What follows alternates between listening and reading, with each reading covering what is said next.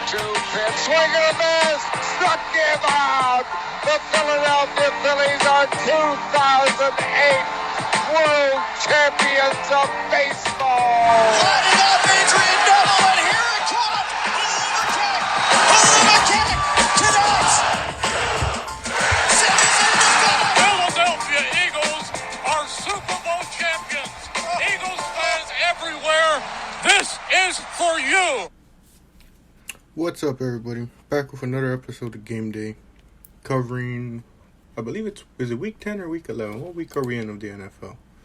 We are in week 11 of the NFL, and some crazy things have happened.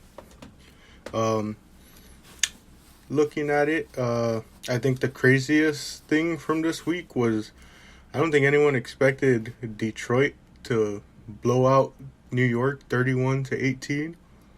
And Dallas to blow out Minnesota 40-3. Kind of crazy that that's what happens with Minnesota. And I mean, Dak kind of was throwing the ball, but it was like a combined attack of throwing and running because Tony Pollard went off on the day. And I'm not gonna be one of the guys to start that whole conversation about the whole issue of Ezekiel Elliott and Tony Pollard, who should be starting, but both guys got 15 carries. Zeke had 42 yards, Tony Pollard had 80. And he also had 6 catches, 109 yards, and 2 touchdowns to go with it. So it's funny, one of the YouTubers I watched was like, we're really going to see a reality where Tony Pollard literally walks from Dallas because of the fact that Zeke is too expensive and they can't afford to cut him and then sign Tony Pollard, which they'll probably learn from the mistake and not re-sign him because, as running backs get older, we all know they don't produce as well. The Broncos continue to just be the laughing stock as they somehow lose to the Raiders again. If I remember correctly, like they gave the Raiders their first win, if I remember correctly, and then what made it worse was they just let Devontae Adams walk in for that overtime touchdown. Like that was unbelievable. KC beat the Chargers. San Francisco absolutely mopped the floor with Arizona. Honestly, San Francisco is looking scary. Obviously, when you have Jimmy G at quarterback, the whole thing is just kind of focusing on stopping him from, essentially game managing. But that's kind of hard to do when you have to worry about Christian McCaffrey, Deebo Samuel, Brandon Ayuk, and George Kittle, along with their defense that can be scary at times. So it's going to be crazy to see what happens there. New York and New England had they basically had a mid-off and see who could be the most boring team to watch, and the game was like 3-3 until I think they didn't even score a touchdown. It was a punt return, wasn't it? Or was it a punt return or a kick return? I don't remember, something like that, because there was no touchdowns thrown. Zach Wilson only had 2 yards in the entire second half and was still like, oh, I don't think it's my fault and stuff. Pretty crazy stuff to see there. Buffalo beat Cleveland in a game where their kicker was the MVP. He had 6 field goals, one of which was from 50+, 2 of which were from 40+. Baltimore somehow barely scraped by Carolina. Atlanta beat Chicago in a somewhat close game. And then obviously on Sunday night, Derrick Henry just beat the Green Bay Packers. And I don't know. Schedule's looking scary for the Eagles because, as we saw from this week's matchup, stopping the run seems to be this team's big issue, even though they signed Linval Joseph and Ndamukong Suh to help out with that. But it's going to be scary to have to go against that Tennessee team, have to go against Green Bay, because Aaron Rodgers can just be Aaron Rodgers whenever. And Aaron Jones can be Aaron Jones whenever, especially with A.J. Dillon backing him up to keep it fresh. Any other teams with strong rushing attacks? Obviously the Giants and Saquon. The Bears kind of isolating Justin Fields running. The Cowboys again having to stop Tony Pollard and Ezekiel Elliott. But so getting into the Colts game, man, what do I have to say about this game? It was kind of embarrassing seeing how often we were down to the Colts in this game. Like, let me see, recap. No, not recap. Where is it? Is it play-by-play that's going to show me the quarter breakdown? Let's see. It was 10-3 heading into the half. And then heading into, like, the fourth quarter, it was, like, 13-3.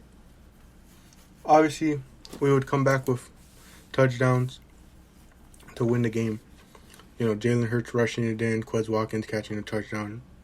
Willed is back in, but when you look at this game, really unimpressive, if I do say so myself. Like, Jalen Hurts, obviously,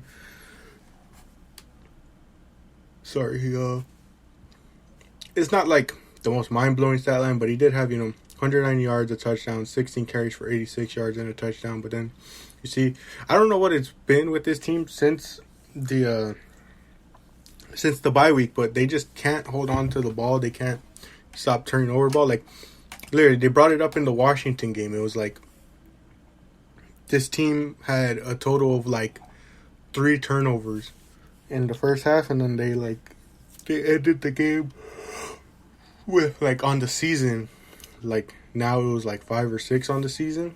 And it's like in this game, 2 fumbles, which one of them Jalen Hurts lost. A.J. Brown fumbled the ball, and that one came after a crucial stop. That came after we forced a fumble and recovered, and then next thing you know, he fumbles it back, giving Indiana the ball back, and it's like, or Indianapolis, sorry. But it's like, you can't be doing that, Quez Watkins obviously redeemed himself with that touchdown. Devontae Smith, another great game with 78 yards. Miles Sanders did the best of what he got, 13 carries, 47 yards. Kind of been slowing down, but then you also kind of look at it's the many times in these past games that we've been playing, we've either been behind a lot or we've been up so much that we abandoned the run in a sense. So it's like he hasn't been able to get as many touches. They really need to look into tight ends because that offense really looked incomplete without Dallas Goedert there.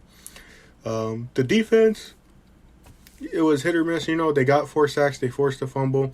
Sadly, Chauncey Gardner-Johnson breaks his streak. No interception this game. But, to be down 13-3 in entering the fourth quarter, getting sacked 3 times with 3 forced fumbles from the Colts, not what you want to see out of this team. Even though they come back, they win, they're 9-1. Good to see the comeback. Obviously, I'm proud, but like you look at the stats, it's like they let Jonathan Taylor run for 84 yards and a touchdown. But in the first, what was it? I think they said in the first drive he rushed for 40, and then every other drive he had a combined total of like 44 yards or something like that. So they did a good job of stopping him after letting him get that one big run, or those big runs in the first quarter, or Indianapolis's first drive. But you're going to, like I said, I look at the schedule, you're going to be playing a lot of teams with good running backs, and you just can't let them you can't let them go off like this and control the pace of the game where now the teams know, hey, you want to stop the Eagles, just make sure they don't get the ball, make sure they don't get the chance to even get on the field and counter our drives, counter our points, and maybe that's something the Eagles should look into more doing is, they've been playing a lot of fast-paced offense. Maybe slow it down and look to how you can, combat those who want to do that to you. Hey, you want to not give us the ball? Well, okay, we'll go and not give you the ball, That should be something they look at. Defensively, obviously, dude, they just seriously, I don't know what's going on with Jonathan Gannon, but how do you not blitz more? I mean, obviously they got 4 sacks this game, but like sometimes it still feels like it's not enough. And it, like I was telling my dad, it's not like we're asking Jonathan Gannon to send 7 people in a blitz, but like just send 1 extra rusher, 2 extra rushers, on some plays to stop the run, to put pressure on quarterbacks, But pretty good game from a lot of these guys. Ndamukong Suh and Linval Joseph combined for a sack. It was funny because they posted the picture and it's like, hey, look at the impact they're already having. Real good to see from them. Can't wait for Jordan Davis to get back because his impact is obviously missed. Dallas Goedert's impact is obviously missed. Maybe they should look into what tight ends are on the market just for short term until Dallas Goedert gets back. Even slot corners for when Avonte Maddox gets back. Since they already looked at defensive tackles, they should maybe do that. But, I mean, yeah, it was really a tough game to watch, to see them down like that. And it was just like, I don't know. Looking at the rest of the schedule, like I said, I'm a bit worried because it's like, I just don't know what to expect these next coming games. Because the next game is Green Bay. And, like I said, Aaron Rodgers can be Aaron Rodgers at any point. So what changes are you going to make? Like, someone seriously needs to sit down and talk with Jonathan Gannon about changing up the defensive scheme from time to time, like blitzing and all that. Because, Aaron Rodgers is a guy that you need to send that pressure on.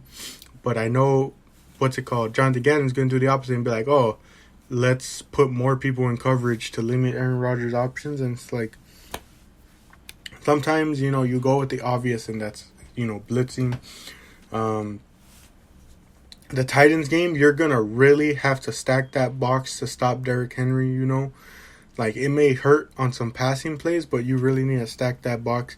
Start bringing in, like rotating the linebacking core, letting the Kubbi Dean get some snaps in there.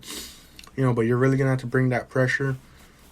And then, I don't know. The last 5 games are really unpredictable when it comes to the 2 Giants games, Bears, Saints, and Cowboys. It's really unpredictable to see what goes on there, If I were to give a prediction as to what these next couple games were going to look like, I'm going to be honest, I think we lose to the Packers. I think we lose to the Titans. I think we beat the Giants in this first game. We beat the Bears. Seeing as how we always split, I think we lose to Dallas. And then I think we beat the Saints. And let's see, that's 1, 2, 3. We're 9-1 right now. That makes us 9-4. No. So that would, if with counting their line, that's 9-4. But then the 2 wins, 11-4. Anyway, no, 12-4. So seeing as if we're 12-4, I don't know what Dallas's remaining schedule or New York's remaining schedule looks like, but I think we may lose that game to the Giants in the final week just because we'd probably be resting starters. That's just the way I look at it. But I don't know. I really do think we lose the next 2 weeks, though, just because it's Aaron Rodgers and it's Derrick Henry on the Titans, which they've shown no signs of being able to stop the run. So, and that might also lead to us losing to the Giants in that first game because it's Saquon Barkley, and though the Giants don't have the best O-line, I doubt the Eagles take advantage of it because, I don't know, it may seem like I'm being negative, but like watching these games, it's like, it's almost a miracle that we've survived up to this point, before that Commanders loss undefeated, because there's clearly been signs of how to dismantle this team, which Washington took advantage of, and they've also shown no signs of improving upon it. Like, the offense is fine. Obviously, without Dallas, like I said, maybe look into a tight end because Dallas Goedert really was the glue that held this offense together. But the defense is where, like, that's how you beat the offense, is beating the defense, pulling what Washington did and never making sure that offense never steps onto the field. But team grades, I don't know. I think I'd give like B's all around because it wasn't like super impressive to get A's, but it also wasn't terrible. And game ball, I mean, I guess game ball obviously just goes to Jalen Hurts because, I mean, though he had the 2 fumbles with only one of them being lost, you know, it's like he's the one that really kind of helped keep him in this game. And it kind of sucks to see, like, obviously happy for the win, but really kind of sucks that to see the issues that this team had in this game when it should have been pretty easy to get through. But yeah, I think it was a rough one, but happy to walk away with the win and kind of dreading the next 2 weeks as we go against 2 really good teams. But if we beat them, hey, I'm happy to be proven wrong, and I'm happy to prove those people wrong that want to say, oh, they don't play anyone in their schedule. We'll see. Will we be exposed? Who knows? But thank you all for joining me for this episode of Game Day, and as always, remember, many things in this life may seem impossible, but if you fight for your dreams will fight for you. Thank you, and we'll catch you on the next episode.